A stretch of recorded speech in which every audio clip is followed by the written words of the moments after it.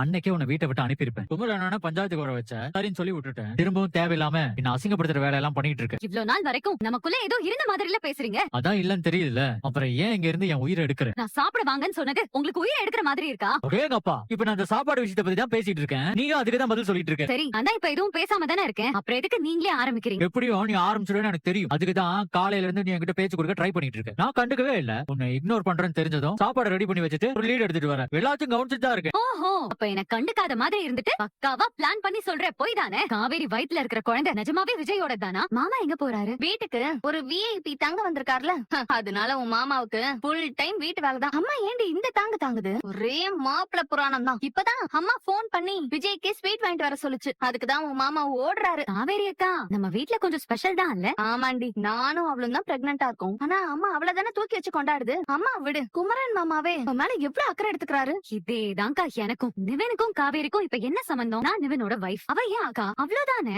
ஆனா அப்படி கிடையாது. காவேரி மேல நிவனுக்கு இப்படி ஒரு அக்கறை. அவ பிரெக்னெண்டா இருக்கிறது இவர்கிட்ட தான் சொன்னாலாம். இவருதான் ஹாஸ்பிட்டலுக்கே கூட்டிட்டு போனாராம். எதை சொல்ல எதை விடுறதுனே தெரியலக்கா. இன்னைக்கு கூட சண்டைக்கா. என்னாச்சுடி? எல்லாம் காவேரிய வச்சுதான். நானும் கொஞ்சம் ஓவரா பேசிட்டேன் தான். ஆனா அப்படி ஆயிடுதுக்கா. அது என்னவோ உண்மைதாண்டி. அதான் சொன்னனே, அவர் ஆசை அப்படி. உன் நெத்தியில என்ன ஆச்சுடி?